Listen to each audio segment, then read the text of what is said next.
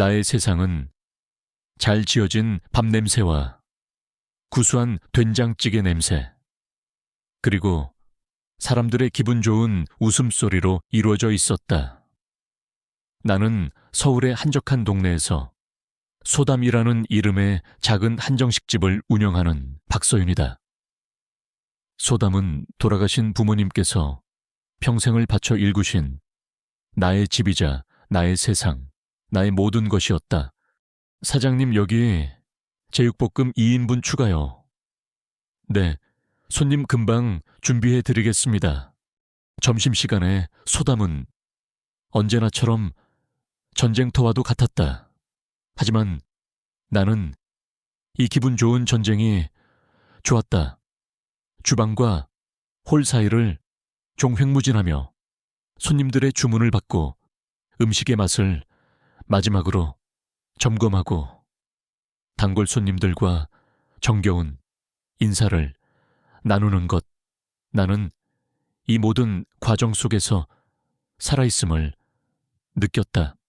나는 사람의 얼굴과 그날 그가 주문하는 음식을 보면 그의 기분과 건강 상태를 대강 짐작할 수 있는 나만의 작은 재주를 가지고 있었다. 그것은 오랜 시간 수많은 손님들을 대하며 터득한 나만의 노하우이자 손님들을 향한 나의 진심 어린 관심의 표현이었다. 어서 오십시오. 소담입니다. 내가 힘찬 목소리로 인사를 건네자 앳된 얼굴의 젊은 남녀 한 쌍이 조심스럽게 가게 안으로 들어왔다. 딱 보아도 이제 막 사랑을 시작한 풋풋한 대학생 커플이었다. 그들은 자리에 앉아 메뉴판을 한참 동안 들여다보더니 서로 난처한 표정으로 무언가 속삭이기 시작했다. 아마 학생인 그들에게 우리 가게의 음식값이 조금은 부담스러웠던 모양이었다.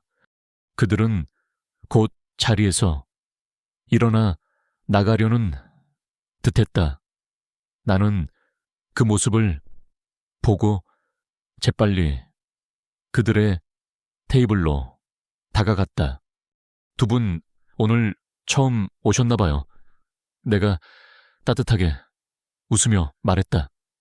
혹시 괜찮으시다면 메뉴판에는 없는 저희 가게의 특별 점심 정식을 드셔보시겠어요? 저희 단골 손님들만 아는 비밀 메뉴인데 아주 맛있고 든든합니다.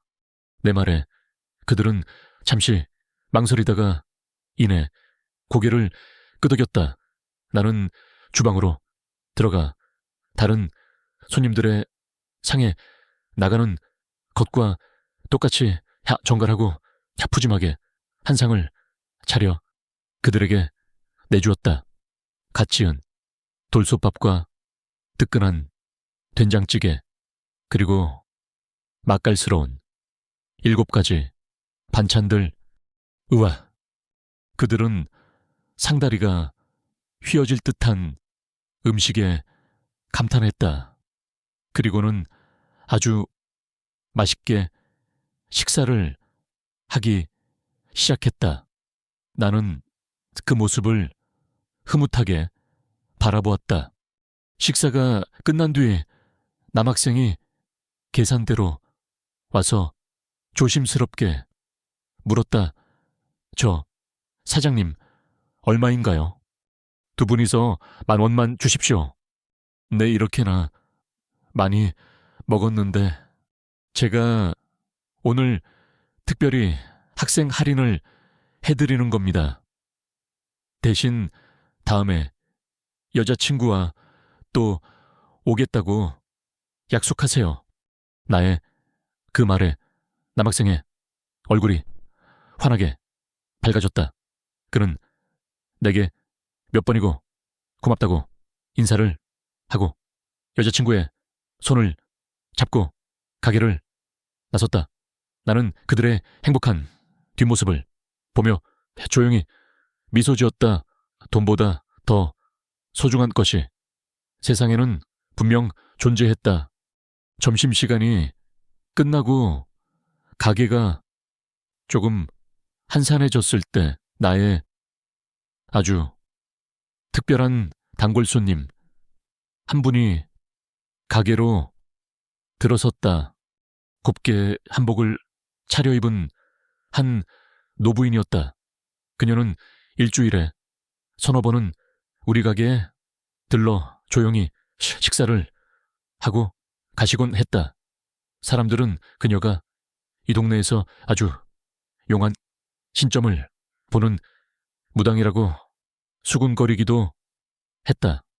하지만 내게 그녀는 그저 우리 가게 음식을 사랑해 주시는 고마운 손님일 뿐이었다.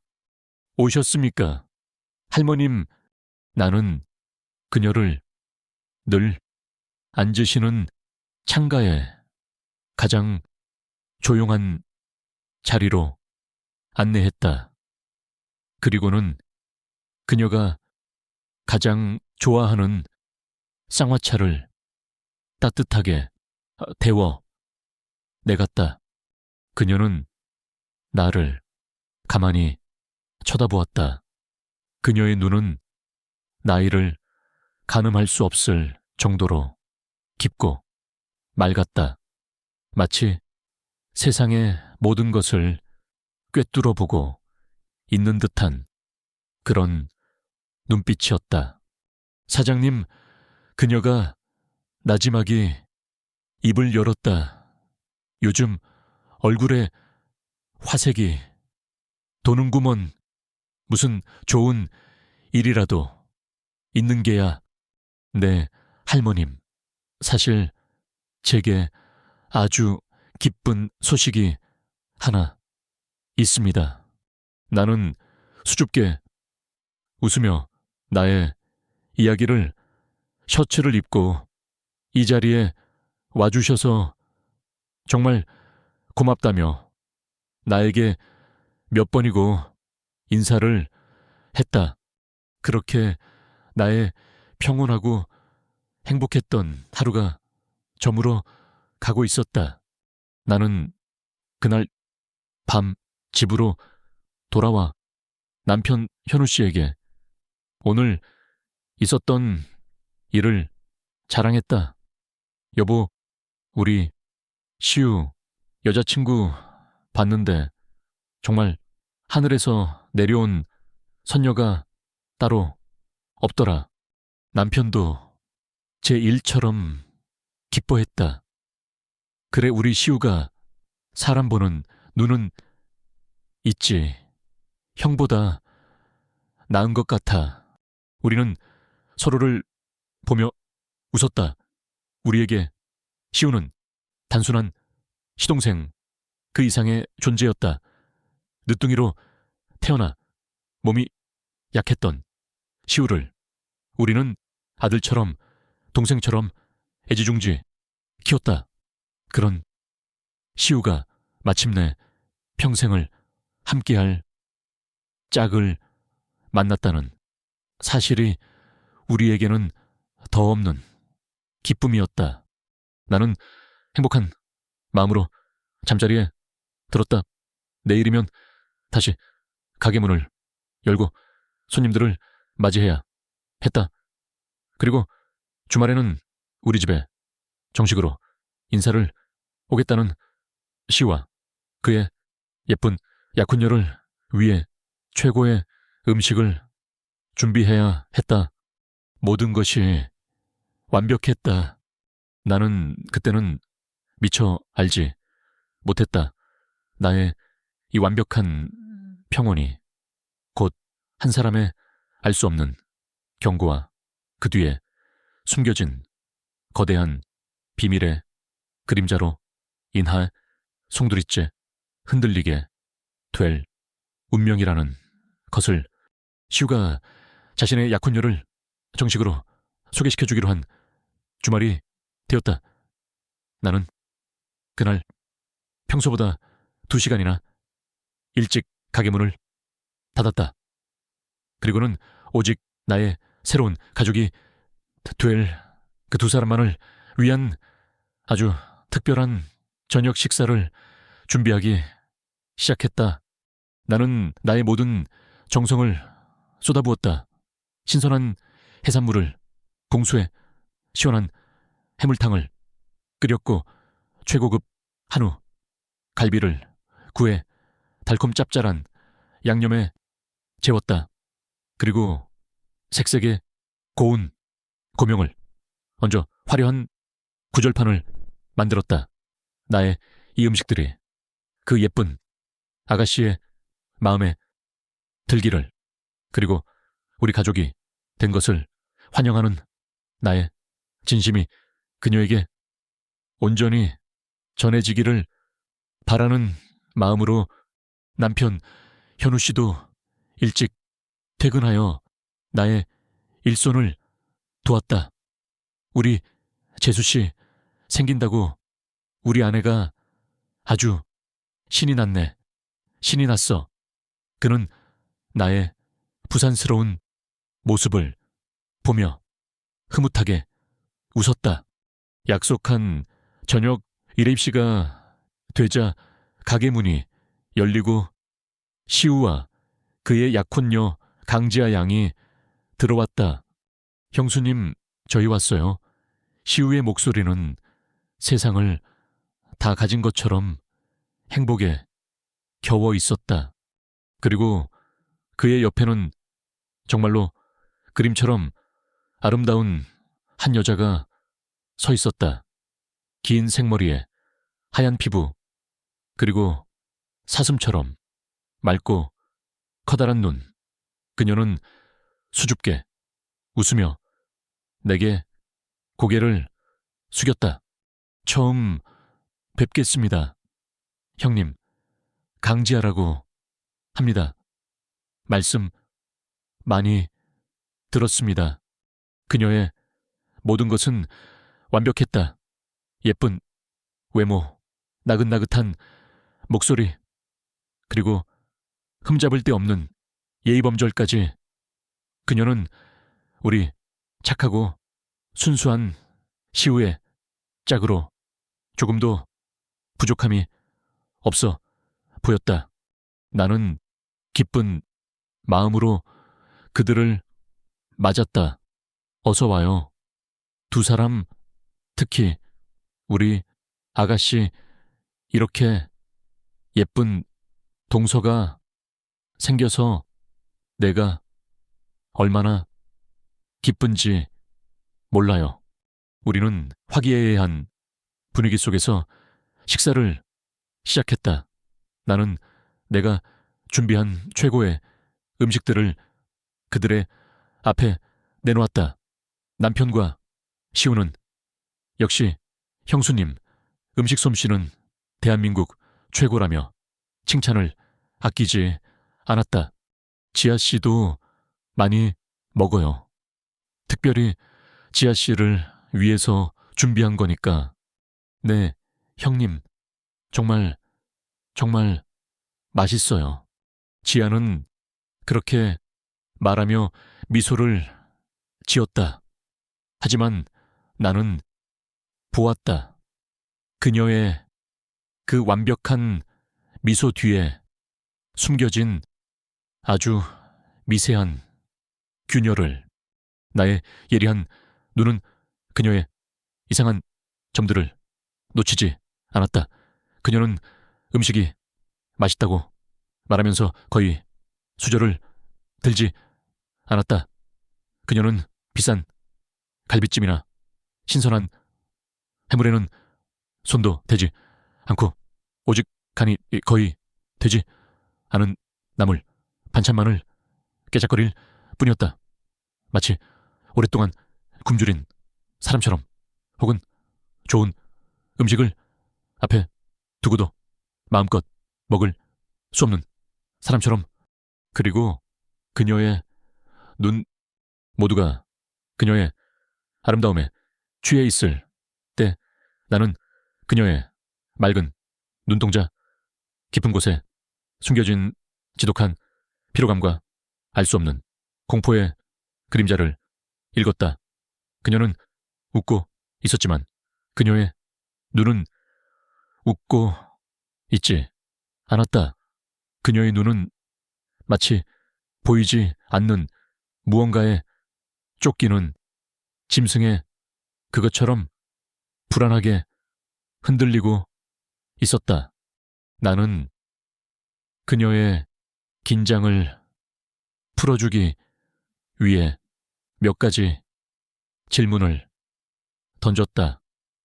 지아 씨는 고향이 어디예요? 부모님은 다 건강하시고. 내 질문에 그녀의 얼굴이 순간 굳어졌다. 저는 고아입니다. 그녀가 나지막이 말했다. 부모님은 제가 아주 어릴 때 돌아가셨어요. 아, 미안해요.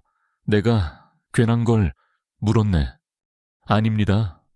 그녀는 다시 서둘러 미소를 지어 보였다. 하지만 그 미소는 아까보다 훨씬 더 위태로워 보였다. 나는 남편과 눈을 마주쳤다. 저 아가씨, 뭔가 좀 이상하지 않아? 하는 나의 눈빛에 남편은 뭘 그래? 그냥 긴장해서 그런 거겠지 하는 눈빛으로 답했다. 그는 내가 보는 것을 보지 못하고 있었다. 식사가 끝나고 그들이 돌아갈 시간이 되었다. 나는 며느리에게 주었던 것과 똑같은 약된장, 단지를 그녀의 손에 들려주었다. 이건 내가 직접 담근 귀한 약된장이에요. 몸에 아주 좋으니 꼭 챙겨 먹어요. 감사합니다. 형님, 정말 감사합니다. 그녀는 또다시 고개를 숙였다. 그들이 가게를 나서려던 바로 그 순간이었다. 가게 구석 테이블에 늘 혼자 앉아 계시던 그 할머니 손님이 자리에서 일어났다. 그리고는 나의 앞으로 다가왔다. 나는 할머니께 인사를 드리려 했다. 하지만 할머니는 나를 지나쳐 지아의 앞을 막아섰다. 할머니는 아무 말 없이 아주 오랫동안 지아의 얼굴을 뚫어져라 쳐다보았다. 마치 그녀의 영혼까지 꿰뚫어 보려는 듯이. 지아는 그 기묘한 시선에 당황하여 어쩔 줄 몰라 했다. 할머니, 왜 이러세요? 시우가 그녀를 막아서며 말했다. 할머니는 시우를 밀쳐내고는 다시 지아를 향해 입을 열었다. 아가씨. 할머니의 목소리는 아주 낮고 날카로웠다.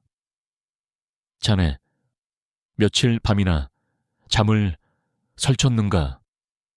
얼굴에 시꺼먼 죽음의 그림자가 가득 드리워져 있구먼. 네? 그리고 자네 목숨을 노리는 아주 사악한 기운이 자네 등 뒤에 바싹 붙어 있어. 그것이 자네의 숨통을 조이고 있구나.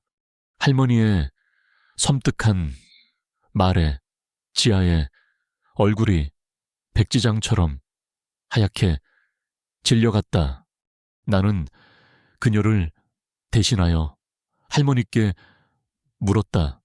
할머니, 그게 무슨 할머니는 나를 돌아보았다. 그리고는 나의 운명을 송두리째 뒤흔들어 버린 바로 그 경고의 말을 던졌다. 사장님, 저 아가씨 얼굴이 좋지 않아요. 상이 아주 흉해. 저 아가씨가 이 집안에 발을 들이는 순간 아주 큰 화가 닥칠 것이야. 그러니 조심하셔야 합니다. 아주 많이 조심하셔야 해. 그녀는 그 말을 마지막으로 우리를 지나쳐 가게 밖으로 나가버렸다. 사방에 얼음장 같은 정적이 흘렀다. 저 할머니, 뭐야, 완전 미친 노망난 할망구 아니야. 시우가 분을 이기지 못하고 소리쳤다. 지아야, 신경 쓰지 마. 그냥 이상한 할머니의 헛소리일 뿐이야. 그는 사색이 된 지아의 손을 잡고 서둘러 가게를 나섰다. 남편 현우 씨도 내 어깨를 두드리며 말했다. 여보, 신경 쓰지 마. 저 할머니 원래 가끔 저렇게 이상한 소리를 하잖아. 그냥 미신일 뿐이야. 하지만 나는 그의 말을 들을 수 없었다. 나는 그의 말이 틀렸다는 것을 알고 있었다. 저것은 단순한 미신이 아니었다. 나의 예리한 직관과 할머니의 영적인 통찰력이 동시에 나에게 경고하고 있었다. 저 여자 강지아, 그녀의 그 완벽한 미소 뒤에는 아주 위험하고 거대한 비밀이 숨겨져 있다는 것을, 그리고 그 비밀이 머지않아 우리 가족 전체의 운명을 집어삼킬 수도 있다는 끔찍한 사실을 나는 더 이상 시우의 결혼을 마냥 축복할 수 없었다. 나의 평온했던 마음에 아주 크고 불길한 의심의 씨앗이 심어져 버렸다. 그날 밤 이후 나의 평온했던 세상에는 강지아라는 이름에 지워지지 않는 안개가 드리워졌다. 나는 잠을 자다가도 그녀의 그늘진 얼굴과 할머니의 섬뜩한 경고가 떠올라 몇 번이고 잠에서 깨곤 했다. 나는 남편에게 나의 불안한 마음을 털어놓았다. 여보, 아무래도 지아씨, 그냥 평범한 아가씨가 아닌 것 같아요. 뭔가 우리가 모르는 깊은 사연이 있는 게 분명해요. 하지만 남편의 반응은 냉담했다.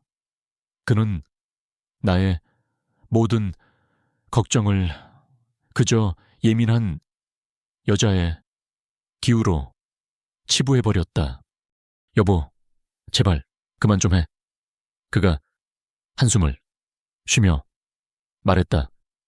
당신 요즘 가게 일 때문에 너무 예민해져 있는 거 아니야. 그 할머니 원래 좀 이상한 소리 잘 하시잖아. 그런 미신 같은 말 한마디에 이제 막 행복을 시작하려는 우리 시우 앞길을 막을 셈이야. 미신이 아니에요. 나도 봤단 말이에요. 그 아가씨 얼굴에 드리워진 그늘을 그리고 음식을 대하는 태도도 이상했어요. 당신은 못 봤어요. 내가 보기엔 그냥 어른들 앞에서 긴장한 착한 아가씨일 뿐이던데 그는 나의 말을 잘랐다. 당신이 너무 우리 시우를 아끼는 마음에 예비 동서를 시어머니처럼 깐깐하게 보는 거 아니야. 제발 긍정적으로 좀 생각해줘. 우리 시우가 저렇게 좋다는데 형수인 우리가 믿어주고 축복해줘야지. 그의 이성적이고 합리적인 말 앞에서 나의 불안한 직감은 힘을 잃었다. 어쩌면 정말 그의 말대로 내가 너무 예민하게 굴고 있는 것일지도 몰랐다. 하지만 나는 포기할 수 없었다.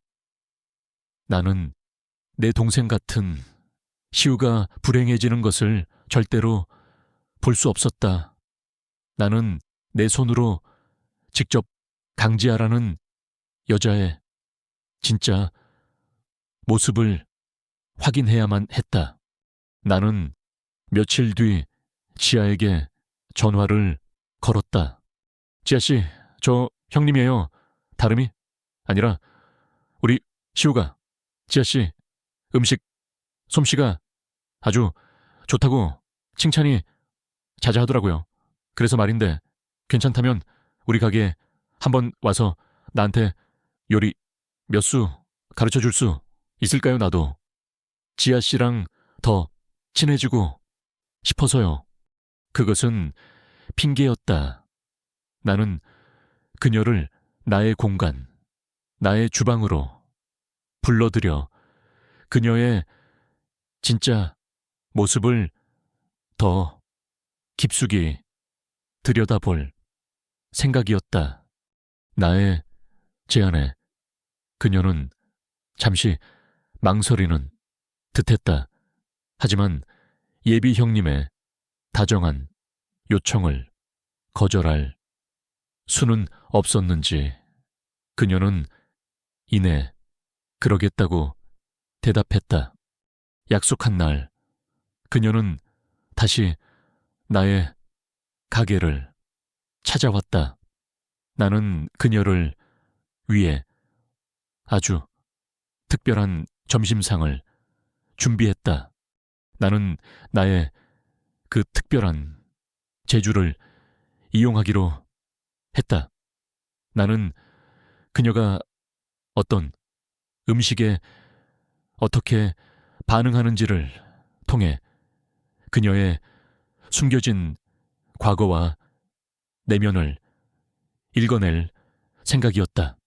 나는 일부러 아주 비싸고 화려한 음식과 아주 소박하고 서민적인 음식을 함께 차렸다.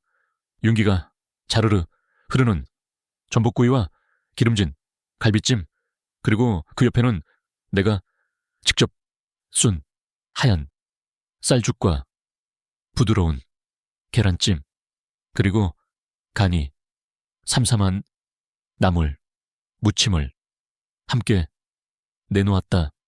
어머, 형님, 뭘 이렇게 많이 준비하셨어요? 그녀가 놀라며 말했다. 많이 먹어요. 지아씨, 다 지아씨를 위해서 준비한 거니까. 우리는 마주 앉아 식사를 시작했다. 나는 음식을 먹는 둥, 마는 둥, 오직 그녀의 모든 행동 하나하나를 날카롭게 관찰했다. 나의 예상은 적중했다. 그녀는 값비싼 전복구이와 갈비찜에는 거의 손도 대지 않았다. 그녀는 그저 정말 맛있네요라고 영혼 없이 말하며 젓가락으로 음식을 깨작거릴 뿐이었다. 대신 그녀는 아주 허기진 사람처럼 뜨거운 쌀죽을 쉼없이 떠먹었다. 그리고 부드러운 계란찜과 짭짤한 나물, 반찬을 집중적으로 먹었다. 그것은 부유한 환경에서 자란 사람의 식습관이 아니었다. 그것은 아주 오랫동안 가난과 결핍에 시달렸던 사람에게서만 나타나는 그런 모습이었다. 네오는 아주 힘든 시간을 보냈구나. 나는 그녀에 대한 연민과 함께 의심이 더욱 깊어지는 것을 느꼈다. 바로 그때였다. 가게 창밖으로 번쩍이는 검은색 세단 한 대가 빠르게 스쳐 지나갔다. 순간 지아의 몸이 얼어붙었다. 그녀의 손이 가늘게 떨리더니 들고 있던 숟가락을 쨍그랑 소리를 내며 바닥에 떨어뜨렸다. 그녀의 얼굴은 공포로 하얗게 질려 있었다. 지아씨, 왜 그래요? 무슨 일 있어요? 아니에요. 그녀는 황급히 표정을 수습했다. 죄송해요, 형님. 제가 잠시 손이 미끄러져서. 그녀는 아무렇지 않은 척 웃어 보였지만 나는 보았다. 그녀의 이마에 송골송골 맺힌 식은땀을. 그녀는 저 검은색 차를 두려워하고 있었다.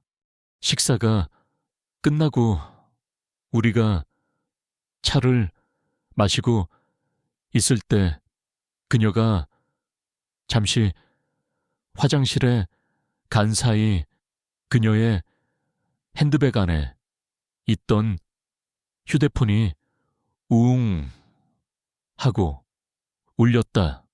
나는 그러면 안 된다는 것을 알면서도 나도 모르게 그녀의 휴대폰 화면을 힐끗 쳐다보고 말았다. 화면에는 문자 메시지 하나가 떠 있었다. 발신자는 아주 위협적인 이름으로 저장되어 있었다. 블랙울프. 그리고 그 아래에는 나의 모든 평온을 깨뜨리기에 충분한 메시지의 일부가 보였다. 강지아 씨, 내 인내심도 이제 바닥이야. 약속한 날까지 돈 준비. 안 되면 그 잘난 교수, 약혼자, 놈의 목숨은 없는 줄 알아. 나는 그 자리에서 얼어붙었다. 블랙울프, 약속한 날, 돈, 그리고 시우의 목숨, 이 모든 조각들이 내 머릿속에서 끔찍한 그림을 그리며 맞춰지고 있었다. 그녀는 단순한 사연을 가진 여자가 아니었다. 그녀는 아주 위험한 비밀을 품고 있는 여자였다. 그리고 그 비밀은 이제 나의 소중한 시동생의 목숨까지 위협하고 있었다. 뭘 보세요, 형님. 어느새 화장실에서 돌아온 지아가 차가운 목소리로 물었다. 그녀는 내가 자신의 휴대폰을 쳐다본 것을 알아차린 것이었다. 그녀의 얼굴에서 모든 미소가 사라져 있었다. 그녀의 눈은 날카로운 경계심으로 번뜩이고 있었다. 아, 아니에요. 그냥 벨이 울리기에 나는 당황하여 변명했다. 그녀는 내 말을 믿지 않았다. 그녀는 쏜살같이 다가와 자신의 휴대폰을 낚아챘다. 그리고는 화면을 확인하고 사색이 되었다. 형님, 오늘 급한 일이 생각나서 먼저 일어나 봐야 할 것 같아요. 정말 죄송합니다. 그녀는 더 이상 나의 대답도 듣지 않고 도망치듯 가게를 빠져나갔다. 나는 텅 빈 가게에 홀로 남아 그녀가 앉아있던 자리를 멍하니 바라보았다. 이제 모든 것이 명백해졌다. 할머니의 경고는 미신이 아니었다. 나의 불안한 직감도 틀리지 않았다. 저 여자, 강지아, 그녀는 우리 가족을 아주 위험한 구렁텅이로 몰고 들어오고 있었다. 나는 이제 어떻게 해야 하는가? 이 모든 사실을 남편과 시우에게 알려야 할까? 아니면 저 가련한 여자의 비밀을 지켜주어야 할까? 나는 아주 복잡하고 위험한 선택의 기로에 서 있었다. 강지아, 그리고 그녀의 휴대폰 화면에 떠있던 그 섬뜩한 메시지, 나의 평온했던 일상은 그날 이후로 완전히 다른 국면으로 접어들고 있었다. 나는 더 이상 이 문제를 외면할 수 없었다. 이것은 이제 단순히 예비 동서의 비밀스러운 과거 문제가 아니었다. 이것은 나의 소중한 가족, 우리 시우의 목숨이 걸린 문제가 되어버렸다. 나는 며칠 동안 깊은 고민에 빠졌다. 이 사실을 남편에게 털어놓아야 할까? 하지만 이성적이고 합리적인 남편은 분명 나의 말을 믿지 않을 터였다. 오히려 증거도 없는 저 일에 왜 자꾸 분란을 만드냐며 나를 타박할 것이 뻔했다. 자, 그렇다고 아무것도 모르는 시우에게 직접 말할 수도 없는 노릇이었다. 그 순수한 아이에게 어떻게 이 끔찍한 사실을 전한단 말인가? 나는 결국 나 혼자서 이 문제와 부딪혀보기로 결심했다. 나는 먼저 강지아라는 여자의 진짜 속내를 알아야만 했다. 그녀는 정말 저들의 협박에 시달리는 가련한 피해자인가? 아니면 저들과 한패가 되어 우리 가족에게 의도적으로 접근한 무서운 꽃뱀인가? 나는 다시 그녀에게 전화를 걸었다. 지아 씨, 저예요. 형님, 우리 잠시 만나서 얘기 좀 할 수 있을까요? 형님, 죄송해요.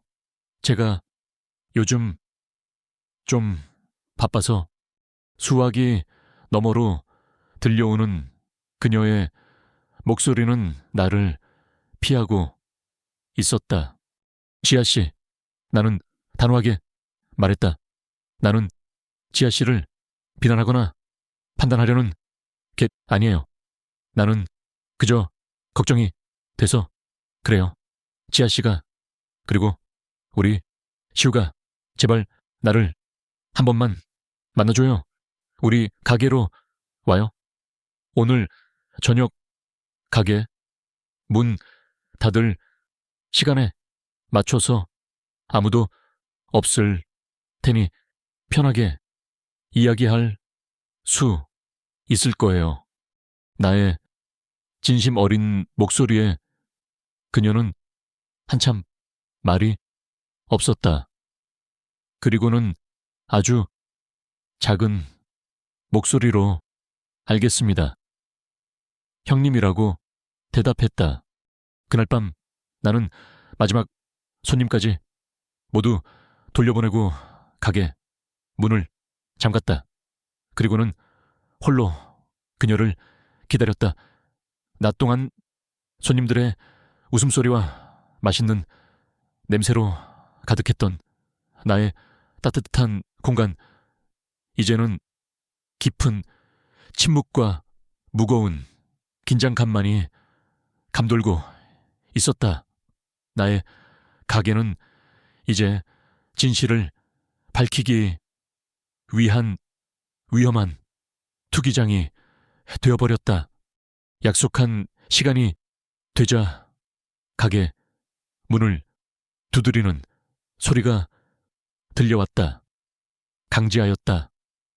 그녀의 얼굴은 그 어느 때보다 더 하얗게 질려 있었고 눈은 공포로 가득 차 있었다. 어서 와요. 앉아요. 나는 그녀를 위해 따뜻한 차를 내왔다. 그녀는 떨리는 손으로 찻잔을 들었다. 지아씨, 나 다 봤어요. 내가 먼저 입을 열었다. 그날 지아씨 휴대폰에 떴던 그 문자 메시지, 블랙울프라는 사람한테 온 그거요. 대체 무슨 일이에요? 그 사람은 누구고 왜 우리 시우를 들먹이며 지아씨를 협박하는 거죠? 내 직접적인 질문에 그녀의 얼굴이 파랗게 질렸다. 그녀의 입술이 파르르 떨렸지만 그녀는 아무 말도 하지 못했다. 그녀가 무언가 말을 하려던 바로 그 순간이었다. 아쿠앙 가게의 뒷문이 아주 거칠게 열리는 소리가 들려왔다. 나와 지아는 동시에 비명을 지르며 그쪽을 쳐다보았다. 어둠 속에서 검은색 양복을 입은 사내 2명과 함께 한 남자가 걸어 들어오고 있었다. 그는 최고급 맞춤 정장을 입고 있었지만 그의 눈빛은 그 어떤 짐승보다 더 차갑고 잔인했다. 그의 온몸에서 피냄새가 나는 듯했다. 나는 직감적으로 알 수 있었다. 저 남자가 바로 블랙울프라는 것을. 이런 그가 박수를 치며 우리에게 다가왔다.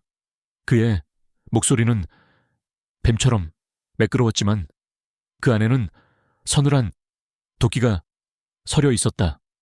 강지아 씨, 내 전화를 피하면 모든 게 해결될 줄 알았나. 그런데 여기서 새로운 가족과 아주 오붓한 시간을 보내고 있었군. 그는 나를 한번 쓱 훑어보았다. 당신이 그 돈 많은 형수라는 여자겠지. 지아가 사색이 되어 내 앞을 막아섰다. 이분은 아무 상관없는 분이에요. 저한테 볼 일이 있으면 저하고만 얘기하세요. 상관이 왜 없어? 그가 비웃었다. 이제 곧 한 가족이 될 사이인데 가족이라면 서로 돕고 살아야지. 안 그런가?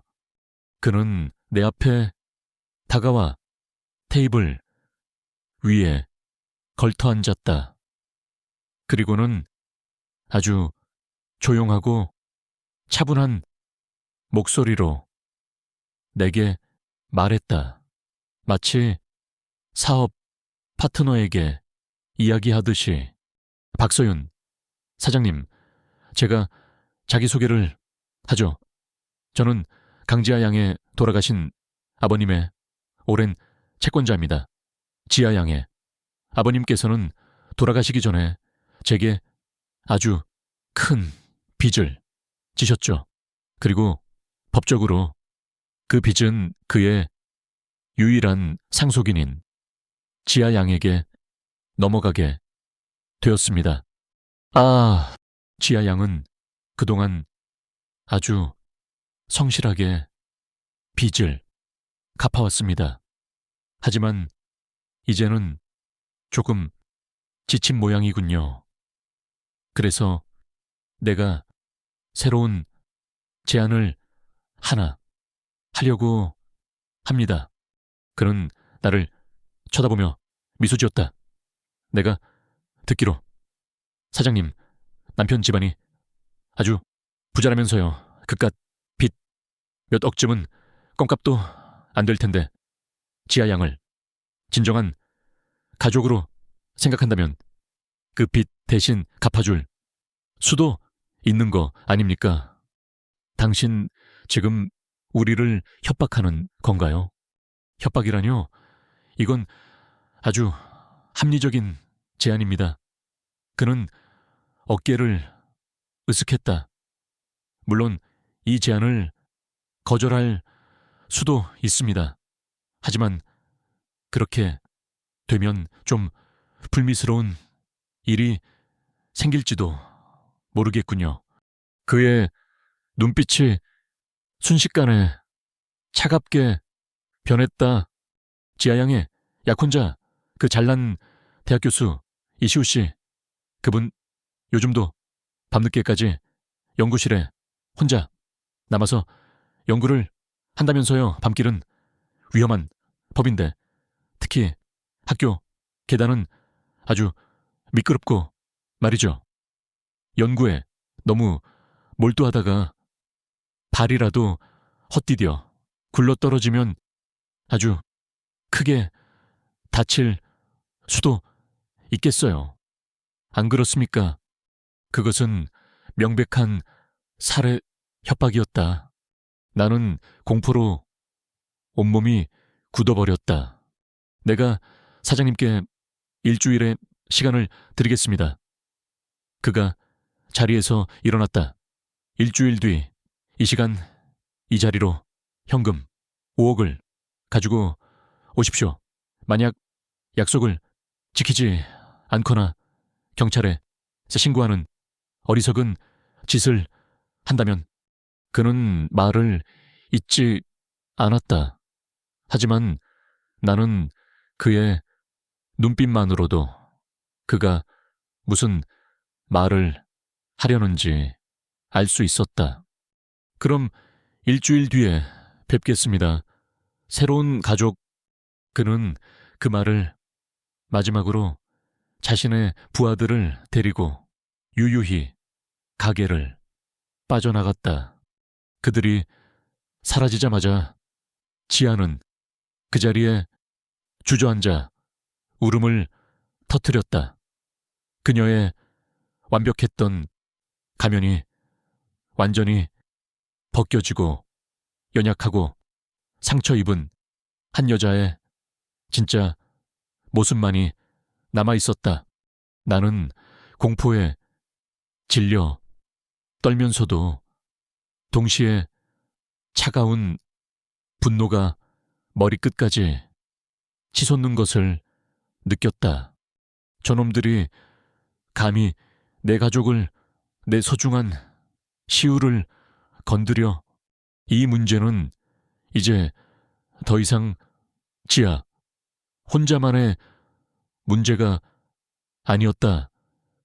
이것은 나의 문제가 되었고 나의 전쟁이 되었다. 나는 울고 있는 지아에게 다가갔다. 그리고는 그녀의 어깨를 붙잡았다. 일어나요, 지아씨. 나의 목소리는 내가 생각했던 것보다 훨씬 더 단단하고 강했다. 이제부터 우리가 함께 싸우는 거야. 블랙울프라는 남자가 악마의 그림자를 남기고 사라진 뒤 가게 안에는 지하에 서러운 울음소리만이 가득 울려 퍼졌다. 나는 그녀의 곁에 다가가 어깨를 감싸 안았다. 그녀는 내 품에 안겨 한참 동안 어린아이처럼 울었다. 그녀의 가냘픈 어깨가 나의 온몸으로 전해져 왔다. 그녀의 울음이 조금 잦아들었을 무렵 그녀는 내게 자신의 모든 과거를 털어놓기 시작했다. 그녀의 아버지는 착하고 성실한 분이셨지만 사업에 수완이 없었다고 했다. 무리하게 사업을 확장하다가 결국 큰 빚을 지게 되었고 마지막으로 손을 벌린 곳이 바로 블랙울프의 사채 사무실이었다. 블랙울프는 그녀의 아버지를 매일같이 찾아와 비인간적인 협박과 폭언으로 그의 영혼을 짓밟았다. 결국 그녀의 아버지는 그 압박을 이기지 못하고 심장마비로 세상을 떠나고 말았다. 하지만 블랙울프의 악행은 거기서 그치지 않았다. 그는 법적인 효력이 없음에도 불구하고 아버지의 빚을 유일한 혈육인 지아에게 억지로 떠넘겼다.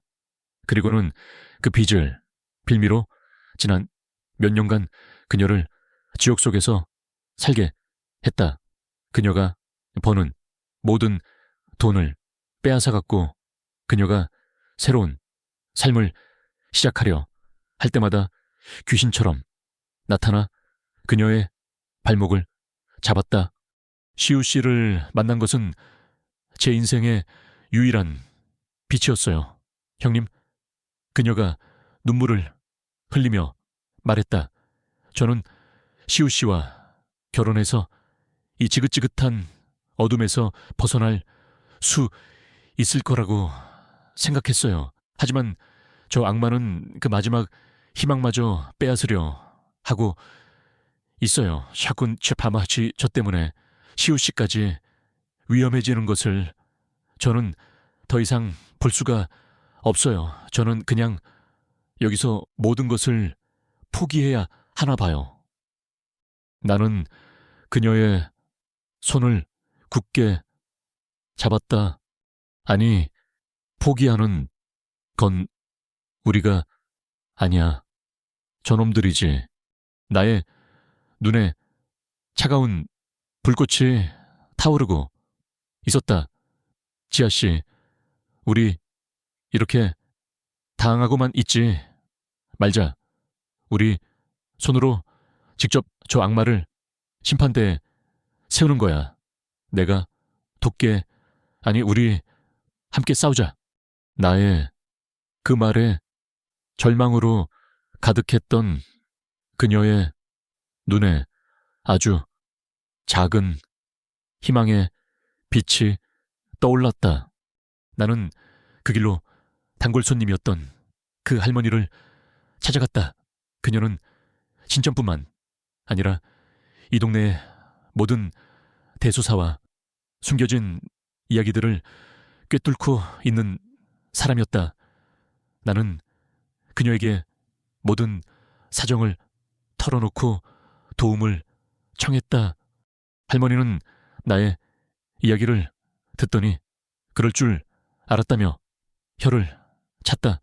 그녀는 자신의 오랜 인맥을 동원하여 블랙울프라는 남자의 신상과 그의 온갖 불법적인 사업에 대한 정보들을 알아내 주었다. 이제 모든 준비는 끝났다.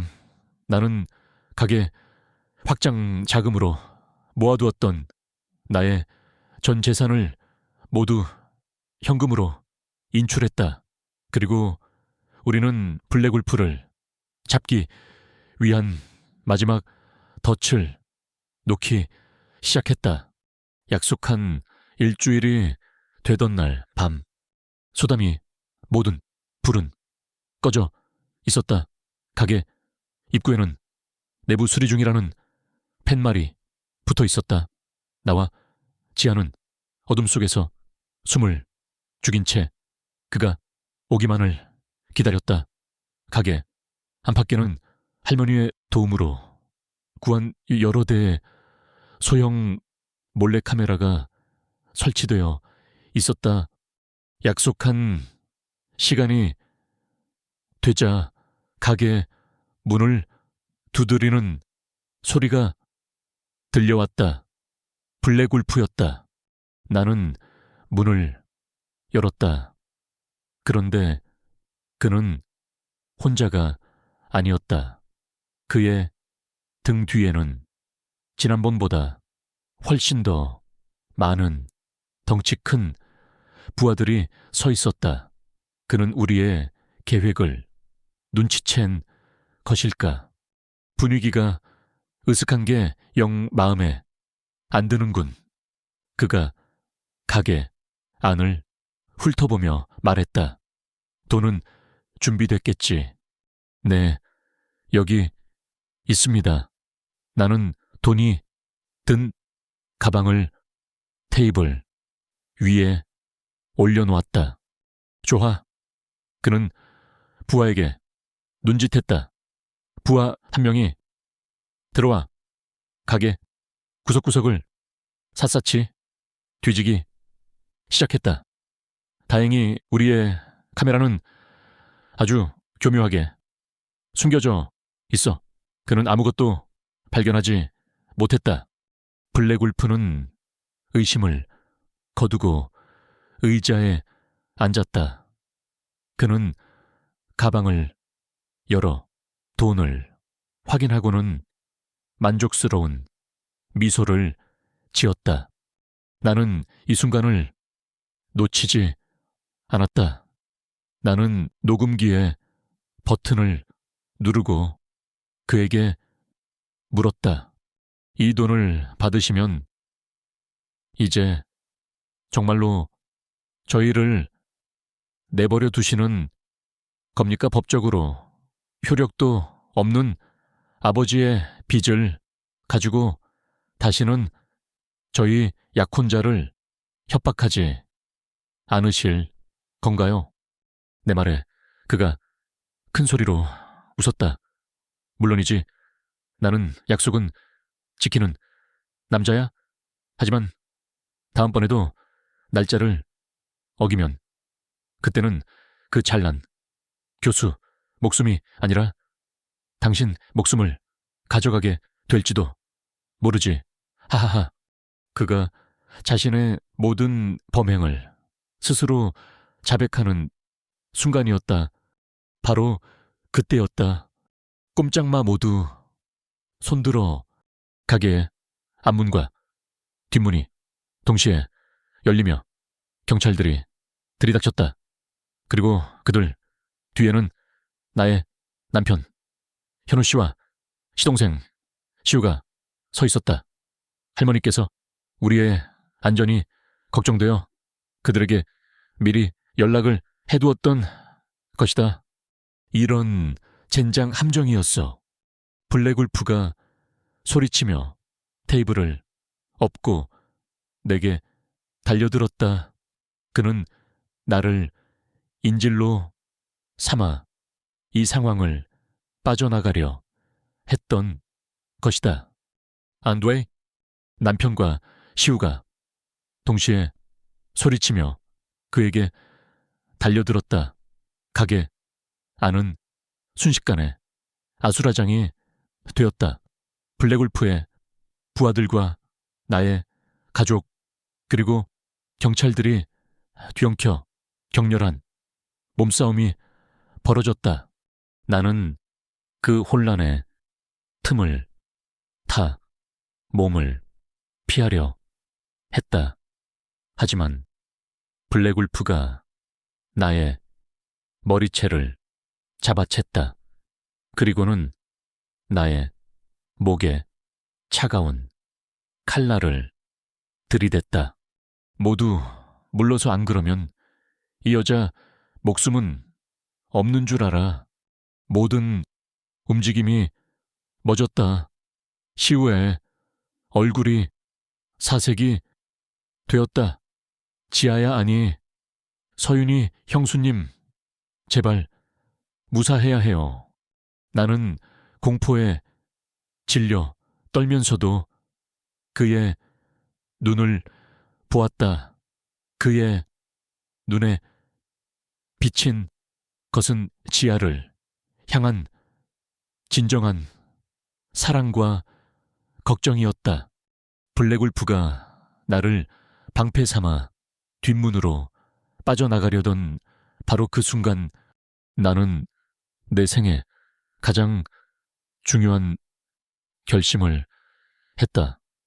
나는 이대로 무력하게 당하지 않기로 나는 나의 모든 힘을 다해 그의 팔을 물어뜯었다. 아, 그가 고통의 비명을 지르며 잠시 나를 놓친 그 찰나의 순간을 나는 놓치지 않았다. 나는 몸을 굴려 그의 품에서 빠져나왔다. 그리고는 옆에 있던 뜨거운 주전자를 집어 그의 얼굴에 그대로 끼얹었다. 아, 그가 뜨거움의 비명을 지르며 쓰러지는 순간 경찰들이 그를 덮쳤다. 그의 손에 들려있던 칼이 바닥에 떨어졌다. 모든 것이 끝났다. 블랙울프와 그의 일당은 모두 현장에서 체포되었다. 가게 안에 설치된 몰래카메라에는 그의 모든 협박과 범행 자백이 고스란히 녹화되어 있었다. 그는 더 이상 빠져나갈 수 없었다. 나는 그 자리에 주저앉았다.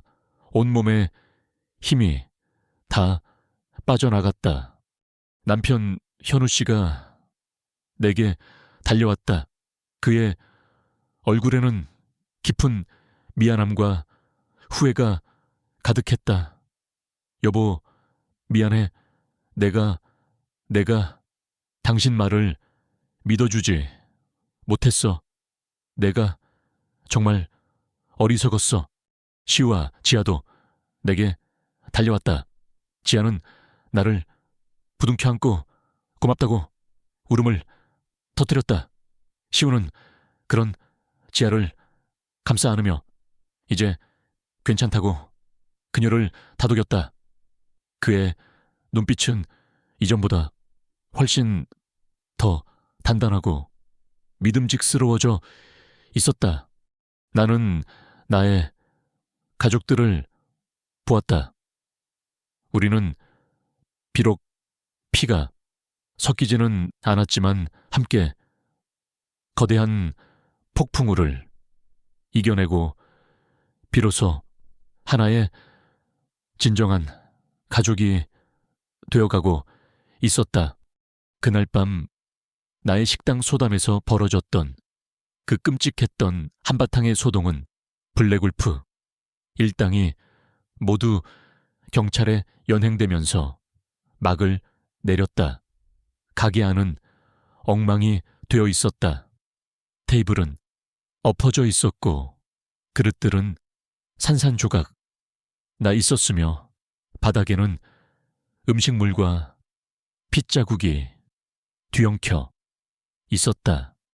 하지만 그 어떤 물리적인 흔적보다 더 깊게 남은 것은 우리 네 사람의 마음속에 새겨진 상처와 그리고 그 상처를 함께 이겨내며 싹튼 새로운 유대감이었다. 경찰 조사가 모두 끝나고 우리는 텅 빈 가게에 마주 앉았다. 남편 현우 씨, 시동생 시우, 그리고 나의 새로운 동서가 될 지아 씨. 우리는 한참 동안 아무 말도 하지 못했다. 그저 서로의 존재를 확인하며 우리가 방금 함께 통과해온 그 끔찍했던 시간의 무게를 감당하고 있을 뿐이었다. 가장 먼저 침묵을 깬 것은 남편이었다. 그는 나의 앞에 와서 조용히 무릎을 꿇었다. 여보. 그의 목소리는 아주 깊은 죄책감과 후회로 잠겨 있었다. 내가 정말 미안해. 나는 내 눈에 보이는 것만 믿는 어리석은 바보였어. 당신의 그 깊은 마음과 직관을 그저 근거 없는 미신으로 치부하고 당신을 외롭게 만들었지. 당신이 우리 가족을 지키기 위해 홀로 싸우고 있을 때 나는 당신을 믿어주기는커녕 오히려 당신을 방해하고 상처를 주었어. 나를 용서하지 마, 여보. 나는 당신의 남편으로서 자격이 없는 놈이야. 그의 눈에서 뜨거운 눈물이 흘러내렸다. 나는 그런 그의 모습을 처음 보았다. 언제나 이성적이고 논리적이고 강인해 보이기만 했던 나의 남편, 그의 그 약한 모습을 보자 나의 마음속에 남아있던 모든 서운함이 눈 녹듯이 사라지고 있었다. 나는 그를 일으켜 세웠다. 그리고 그의 눈물을 닦아주었다. 아니에요, 여보. 당신은 그저 당신의 방식으로 가족을 지키려 했을 뿐이에요. 이제 괜찮아요. 우리는 이제 괜찮을 거예요. 함께 있으니까 우리는 서로를 부둥켜 안았다. 우리의 결혼 생활은 이 사건을 계기로 더 깊어지고 더 단단해질 터였다. 그는 이제 나의 직관을 존중하고 믿어주게 될 것이고 나는 그의 이성적인 판단력에 더 의지하게 될 것이었다. 블랙울프, 그의 본명은 백춘기였다. 그는 그날 현장에서 체포된 이후 나의 가게에 설치되었던 카메라 영상과 지하의 용기 있는 증언을 토대로 모든 혐의가 인정되었다.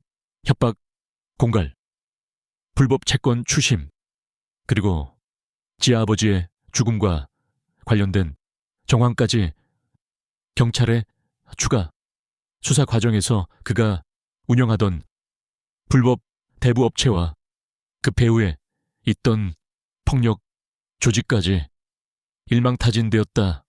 그는 결국 15년이라는 중형을 선고받고 남은 인생을 감옥에서 보내게 되었다. 모든 악몽이 끝났다.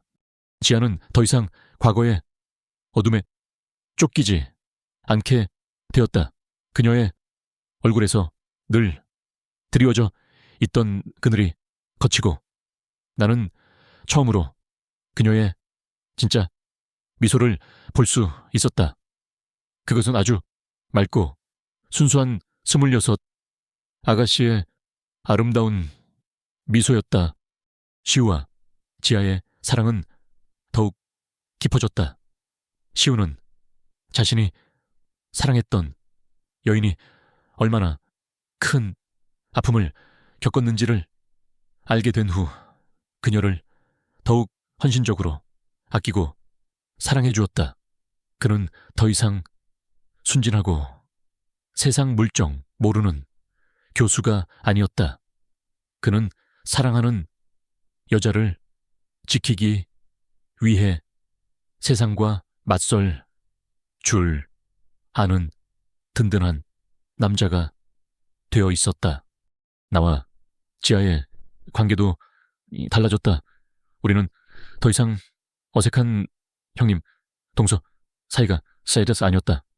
우리는 함께 전쟁을 치른 전우이자 서로의 상처를 누구보다 잘 이해하는 자매 같은 사이가 되었다. 그녀는 종종 우리 가게에 찾아와 나의 일손을 도왔고 나는 그녀에게 우리 집안의 음식 솜씨를 하나씩 전수해 주었다. 어느 날 저녁 나와 지아는 주방에 마주 앉아 함께 만두를 빚고 있었다. 형님, 그녀가 조심스럽게 입을 열었다. 그날 가게에 처음 왔을 때 형님께서는 제가 이상하다는 걸 바로 아셨어요. 응, 내가 웃으며 대답했다. 네가 밥은 안 먹고 나물만 깨작거리는 걸 보고 바로 알았지. 저 예쁜 아가씨가 아주 오랫동안 마음고생을 했구나 하고 역시 형님은 못 속이겠네요. 그녀가 수줍게 웃었다. 형님은 어떻게 그렇게 사람 마음을 잘 아세요? 음식만 잘하시는 줄 알았는데 사람 보는 눈도 아주 대단하세요. 글쎄, 나는 잠시 생각에 잠겼다.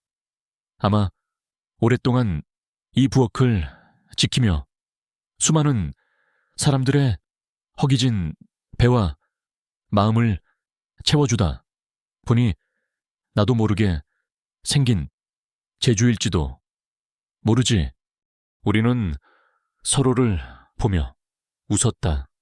며칠 뒤 나의 가게에 아주 특별한 손님이 다시 찾아왔다. 바로 그 무당 할머니였다. 나는 그녀를 위해 가장 좋은 자리를 마련하고 가장 귀한 차를 내어드렸다. 그녀는 나의 은인이었다. 그녀의 그 예리한 경고가 아니었다면 나는 어쩌면 이 모든 비극을 막지 못했을지도 모른다. 이제 가게에 서려 있던 모든 악귀가 물러갔구나. 그녀가 차를 마시며 말했다. 모든 것이 제자리를 찾았어. 다 사장님의 그 용기와 지혜 덕분이야. 아닙니다, 할머님. 할머님께서 도와주신 덕분입니다. 제가 어떻게 이 은혜를 갚아야? 은혜는 무슨 그녀가 손사래를 쳤다. 나는 그저 보이는 것을 말해 주었을 뿐 그 운명을 바꾸고 이겨낸 것은 온전히 사장님 자신의 힘이야. 그녀는 나를 아주 깊은 눈으로 들여다보았다. 사장님, 자네에게는 아주 특별한 기운이 있어. 단순히 음식만 만드는 손이 아니야. 사람의 마음을 읽고 상처를 치유하는 아주 귀한 손이지. 그녀는 내게 뜻밖의 제안을 했다. 내가 자네에게 가르침을 하나 주고자 하는데 어떻겠는가? 가르침이라니요. 음식의 철학에 대한 것이지. 우리 조상들은 음식을 통해 사람의 몸뿐만 아니라 마음과 운명까지도 다스릴 수 있다고 믿었네. 어떤 재료가 어떤 사람과 맞고 어떤 맛이 어떤 상처를 치유하는지 자네는 이미 그것을 본능적으로 알고 있지만 내가 그 지혜를 더 깊고 넓게 만들어주고 싶네. 나는 그녀의 제안에 심장이 뛰는 것을 느꼈다. 그것은 나의 요리 인생의 새로운 차원의 문을 열어줄 아주 귀한 기회였다. 나의 작은 식당이 이제 단순히 배고픔을 채우는 곳을 넘어 사람들의 아픈 마음까지 치유하는 진정한 약식동원의 공간으로 거듭날 수 있는 기회.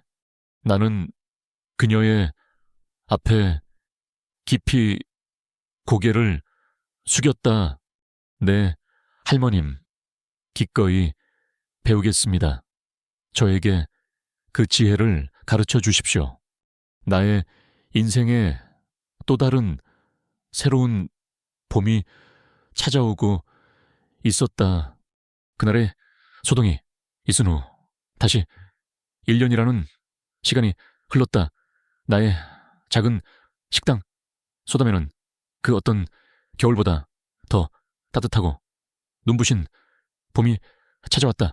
오늘 바로 이곳에서 나의 하나뿐인 시동생 시우와 이제는 나의 소중한 동서가 된 지아의 결혼식이 열리고 있었다.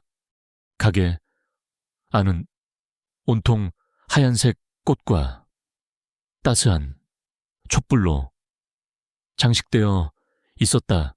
그리고 그 안을 가득 채운 것은 우리 가족과 가장 가까운 친구들의 행복한 웃음소리였다. 나의 시선이 오늘의 주인공인 두 사람에게로 향했다. 시우는 더 이상 세상을 모르는 순수한 청년이 아니었다. 그는 사랑하는 여자를 지키기 위해 용기를 낼 줄 아는 든든한 남자가 되어 있었다. 그리고 그의 곁에는 세상에서 가장 아름다운 신부 강지아가 서 있었다. 나는 그녀의 얼굴을 보았다. 1년 전 내가 처음 보았던 그 그늘지고 불안해 보이던 얼굴은 온데간데 없었다.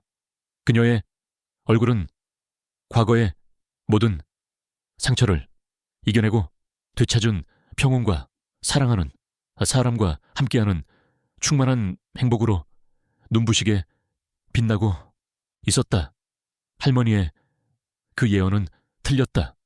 아니, 어쩌면 우리가 함께 힘을 합쳐 그 불행한 운명을 이겨낸 것일지도 몰랐다. 나는 내 옆에 서 있는 남편 현우 씨의 손을 꼭 잡았다. 그는 나를 돌아보며 아주 따뜻한 미소를 지어 보였다. 그의 눈에는 나를 향한 깊은 신뢰와 존경이 담겨 있었다. 그는 이제 나의 직관을 그 누구보다 더 믿어주는 나의 가장 든든한 지원군이었다. 결혼식은 주례 없는 작은 파티 형식으로 진행되었다. 시우와 지아는 하객들 앞에 서서 서로에게 쓴 사랑의 편지를 낭독했다. 나의 사랑하는 지아야, 시우가 먼저 입을 열었다. 너를 처음 만났을 때 나는 너의 아름다움에 반했어. 하지만 지금 나는 너의 그 어떤 시련에도 굴하지 않는 강인한 영혼을 더 사랑해. 내가 평생 너의 곁에서 너의 가장 든든한 바람막이가 되어줄게. 사랑한다. 고마워요, 시우씨. 지아가 눈물을 글썽이며 답했다. 당신은 나의 가장 깊은 어둠 속으로 기꺼이 걸어들어와 나의 손을 잡아준 유일한 사람이에요. 당신이 없었다면 지금의 나도 없었을 거예요. 이제 내가 평생 당신의 곁에서 가장 따뜻하고 맛있는 밥을 지어주는 아내가 될게요. 사랑해요. 두 사람의 진심 어린 고백에 모든 하객들이 뜨거운 박수를 보냈다. 나는 그 모습을 보며 조용히 눈물을 훔쳤다. 파티가 한창 무르익을 무렵 한 할머니 손님께서 나에게 다가오셨다. 그녀는 우리 동네에 홀로 사시는 분으로 나의 새로운 활동에 첫 번째로 도움을 받으신 분이었다. 나의 가게는 이제 단순히 음식을 파는 곳이 아니었다. 우리는 한 달에 한 번 나눔의 날이라는 행사를 열어 동네의 독거노인들을 모시고 무료로 따뜻한 식사를 대접하고 있었다. 사장님 할머니가 나의 손을 잡았다. 지난번 나눔의 날에 끓여준 그 소고기 묵국게니쉬 정말 맛있었어. 평생 그렇게 맛있는 국은 처음 먹어봤네. 덕분에 며칠 동안 마음까지 든든했어. 정말 고마워. 별 말씀을요. 할머님, 다음 달에는 더 맛있는 음식으로 대접해 드릴게요. 나는 그녀의 주름진 손을 마주 잡았다. 나는 나의 작은 재능이 누군가에게 이토록 큰 위로와 기쁨이 될 수 있다는 사실에 가슴이 벅차올랐다. 나는 가게 한쪽 구석에 조용히 앉아 이 모든 광경을 흐뭇하게 지켜보고 계신 무당 할머니와 눈이 마주쳤다. 그녀는 나를 향해 아주 인자한 미소를 지어 보였다. 나는 그녀에게 고개를 숙여 감사의 마음을 전했다. 그녀는 나의 인생에 나타난 지혜로운 현자이자 나의 영적인 스승이었다. 나는 주방에서 다음 음식이 잘 준비되고 있는지 확인하기 위해 잠시 자리를 떴다. 주방 안은 음식 만드는 열기로 뜨거웠다. 나는 끓고 있는 갈비찜의 간을 마지막으로 확인했다. 나는 주방의 작은 창문을 통해 홀의 풍경을 내다보았다. 나의 사랑하는 가족들, 나의 남편, 나의 시동생 그리고 나의 새로운 동서 그들은 모두 함께 어우러져 환하게 웃고 있었다. 그들의 웃음소리가 이 가게 안을 가득 채우고 있었다. 그때 남편 현우 씨가 나를 발견했다. 그는 나를 향해 눈을 찡긋하더니 조용히 자신의 와인잔을 들어 내게 건배를 제의했다. 그의 눈빛에는 수만 가지의 말이 담겨 있었다. 사랑해, 여보, 그리고 고마워, 당신 덕분이야. 나는 그를 향해 세상에서 가장 행복한 미소를 지어 보였다.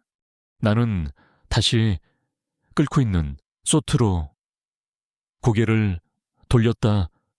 구수한 음식 냄새가 나의 코끝을 감쌌다. 이것이 바로 나의 세상이었다. 나의 일터이자 나의 가정을 지키는 성체 그리고 사랑하는 사람들과 따뜻한 마음을 나누는 나의 신성한 공간. 나는 국자를 들어 잘 익은 갈비찜을 그릇에 담았다. 나의 손길에는 자신감과 평온함이 가득했다. 나의 두 번째 봄은 바로 이곳 나의 따뜻한 부엌에서 가장 맛있게 그리고 가장 행복하게 익어가고 있었다. 이야기꾼의 마지막 인사. 오늘 이야기는 여기까지입니다. 제 이야기가 여러분의 마음에 작은 울림을 주었기를 바랍니다. 이 이야기가 마음에 드셨다면 채널을 구독하고 영상의 좋아요를 눌러주세요. 여러분의 응원은 제가 더 좋은 이야기를 만드는데 가장 큰 힘이 됩니다. 알림 설정을 해두시면 다음 이야기를 가장 먼저 만나보실 수 있습니다. 댓글로 여러분의 생각을 자유롭게 남겨주세요. 저는 모든 댓글을 소중하게 읽어본답니다. 다음 주 더 흥미로운 이야기로 다시 찾아뵙겠습니다. 감사합니다.